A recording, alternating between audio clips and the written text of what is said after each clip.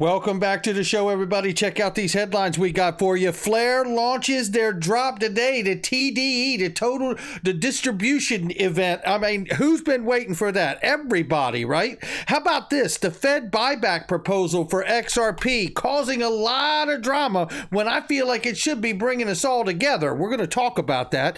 And then Fed agencies release a crypto statement. We need to go over that. We also had the BIS green light. Don't forget about it. The IMF predictions. Ripple securing the license in Ireland, and BNY Mellon says they've changed the payment rails. Oh, really? Somebody wrote that beautiful intro.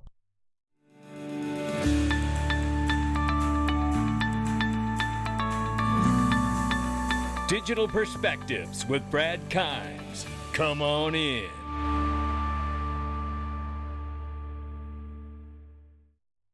Welcome back to the show, everybody. You can follow us on TikTok, YouTube, and Twitter for exclusive content. Right now, $865 billion market cap for crypto. We're up 0.7% on this day. So make sure you check out the numbers here really quickly. 16,900 for Bitcoin, Ethereum 1,200 plus, Tether market cap 66.3 billion, they say. XRP is 34 cents at the time of making this video. Ladies and gentlemen, we are shutting the door on this deal. It's not going to stay open forever. Make the investment in yourself. I'm telling you right now, the markets obviously are collapsing all around us. This is what you need right here. You can't keep up to date on everything, and this group does it together. This is the learning curve you're looking for, the Digital Perspectives Mastermind group, ladies and gentlemen. Get the tools you need, investor checklist, portfolio creation, private groups and courses, and the support from an amazing community along with weekly live streams. Don't miss out. This is the time when real wealth is made. Take advantage of the special offer, one-time investment or monthly, however you need to do it, and get yourself into this group before we shut the door on this deal. We're only going to have so many seats. Let's get into this thing. Right now, Department of Justice officially seizes $456 million worth of Robinhood shares tied to FTX founder Sam Bankman-Fried. Well, you know what? I hope this is $456 million going back to customers' pockets. It is just horrible what's happened there, and it's horrible to watch anybody try to make excuses for SBF in the meantime. XRP holders welcome the launch of FLR Networks, FLR token, baby. Damn right. Shout out to Hugo and the whole team over there at FLR Networks and everything they've been through over the last few years. This is an exciting day, and I couldn't be more excited to see all of this unfold, to watch it. I'm participating with Songbird. I plan on participating with my FLR tokens, not financial advice, but this is a real living and breathing experiment of possibly the next iteration of banking, and that is really, and certainly finance, very exciting to be a part of that. All right, let's talk about it here. We've talked about it plenty, right? The Fed buyback proposal from Jimmy Vallee and everybody on the confidential committee here.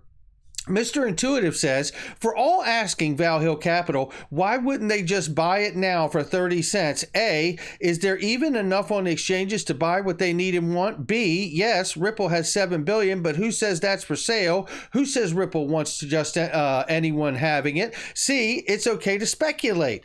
Molly Elmore comes in. You should be following her if you're not. They can't because it would be fraud. And she's talking about inducement in the fraud, which Jimmy Vallee pointed out, which basically points to a topic and subject matter that we've talked about here on the channel: fair market value.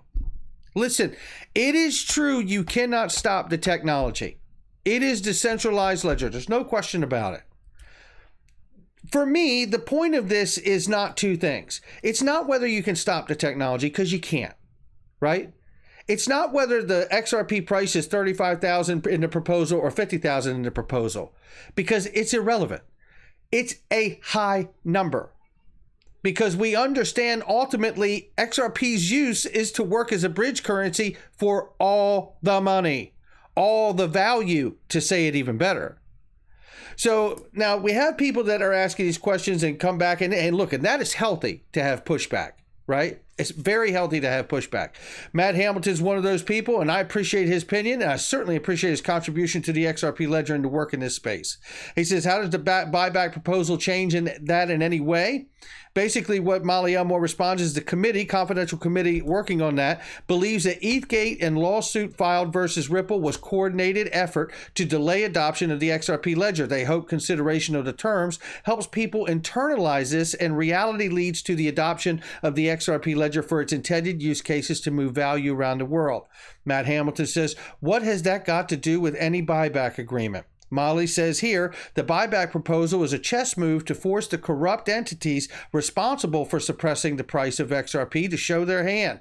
Matt Hamilton says, laugh out loud, that is cute. How would the buyback proposal do anything of the sort?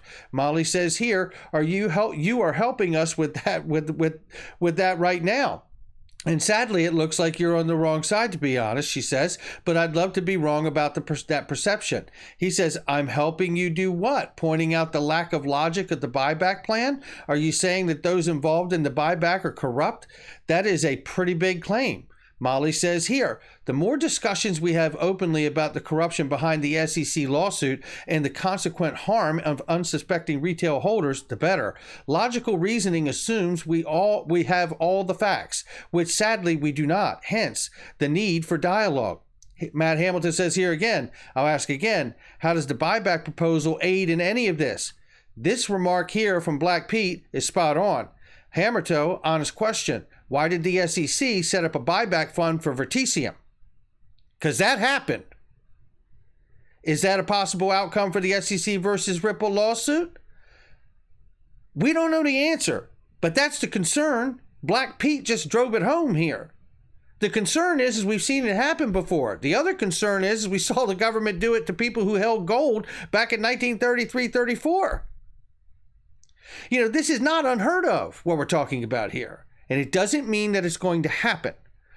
But I think that what's going on here is really catching my eye out of all of this, to be perfectly honest with you, is more the notion that people are focused on the disparity of money and why they wouldn't just buy it off the exchanges. Well, I can answer one of the two reasons why they may not buy it off exchanges. We can talk about pre-allocated contracts if you want to, Matt, because I know that they happen. You can get anybody you want. We can sit down and have a conversation about it, but I know they can't talk to retail holders about it. And that would mean that we don't have a fair market value if we were to be asked or told that we had to sell the asset in lieu of all of that information. See, fair market value is just not a buyer and seller agreeing on a purchase. Fair market value goes much deeper than that. Fair market value is actually a buyer and seller who are completely informed and not under any duress or lack of information about the said project, asset, property that is being considered for sale and purchase. That's what fair market is, right? So I don't believe we have all the fair market value. It's been very clear that Ripple, in fact, is representing themselves in this case, as they should be. And I think they're doing a wonderful job at it.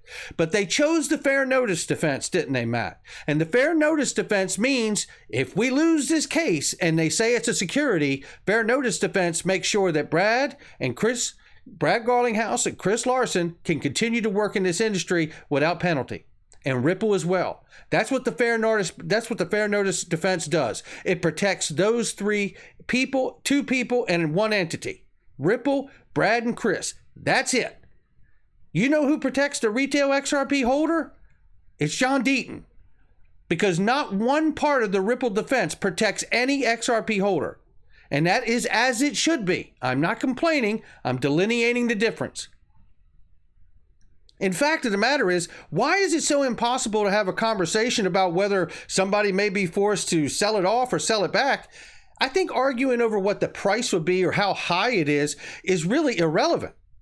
I think the real question or the real point and topic, the salient point in the Fed proposal and buyback is simply this.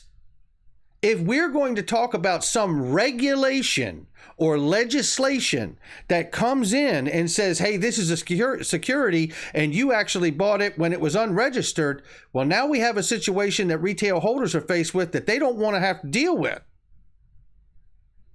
So whether we're talking about a $35,000 or $50,000 or 35 cents, The point of the matter is that we are literally watching this case come to its end, not because it's criminal, not because it's fraud, but because one agency says that it's a security when we know that FinCEN has already said that it isn't. And that puts retail holders in a bit of a pickle if it doesn't work out the way it should work out, which is XRP as a currency. I wish that this conversation could reach a point where everyone understands that what Jimmy Vallee has done is set up a broad public conversation to acknowledge that there's a much deeper and richer use case for XRP than retail speculation alone. And I think governments around the world are very well aware of that as well. Certainly some central banks, because we've read enough PDF reports on the matter.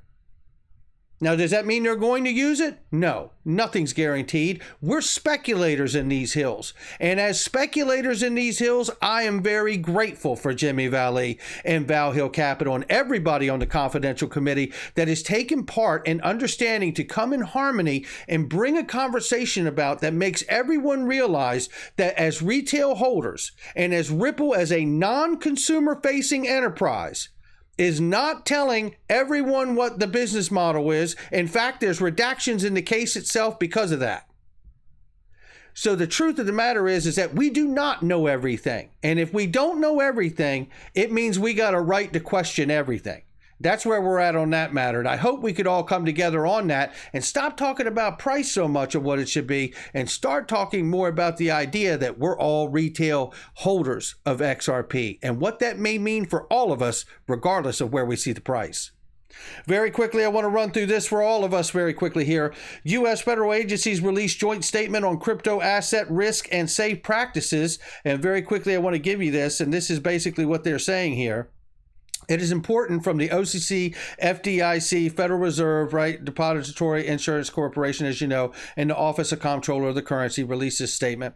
It is important that risks related to crypto asset sector that cannot be mitigated or controlled do not mitigate to the banking system.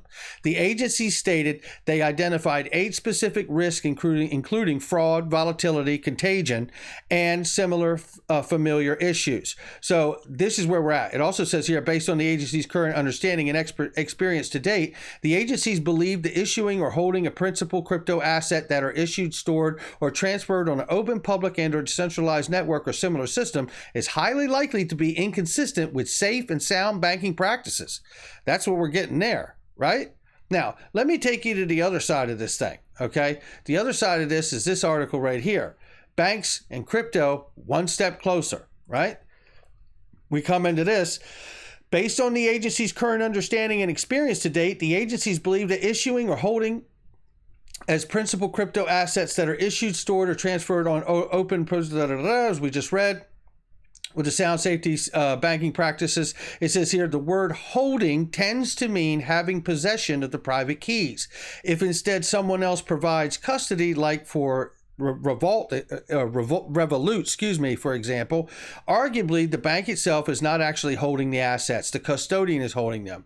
I want to read you down here where we get to it. It says, in addition, although the word highly likely clearly indicates that they shouldn't, it is not an actual prohibition of the matter. So it says here that follows a green light by the Bank of International Settlement, if you remember we covered it, to supervise central banks, allowing commercial banks to hold between 1% and 2% of their tier 1 capital in crypto.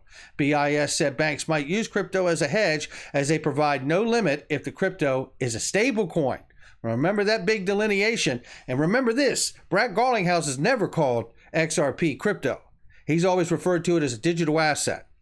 World Economic Forum still pointing to that prediction there with the IMF predicting that the 2023 recession is going to be very real, and we're already here. So let's see what unfolds. And that's why Russia's Sberbank is tokenizing gold and assets, because they're tired of the SWIFT sanctions and they don't want to have to deal with it anymore. In just a second, I'm going to play for you BNY Mellon telling you that they've changed the payment rails. That's what they've done. And Ripple trying to secure that license in Ireland is about tapping into the entire European Union jurisdiction through that license in Ireland. Make no mistake about that. And this is BNY Mellon's Isabel Schmidt on the challenges of adopting ISO 20022. Take a listen right here. Underlying customers. Now, the payment is not what a customer ultimately buys, right? It's just something that has to happen on the back of some other interaction. But that interaction can become a lot better, a lot simpler if the payment is immediately integrated in whatever that experience is, right? And so that is... If the payment is integrated into whatever that experience is. I think where we're seeing a major shift in how we think about payments, how clients think about payments, and how they embed that in the experience for their own underlying clients. So we changed the rails. We changed the rails. Clients. So we changed the rails, but that allows us to change the experience for truly the end users at the beginning of the chain as well as at the end of the chain. There you have it. As I've said, the old adage is he who holds the gold makes the rules. The new adage is, but he who controls the payment rails runs the world. Not financial advice from me or anyone else. It's just my digital perspectives. I'll catch all of you on the next one.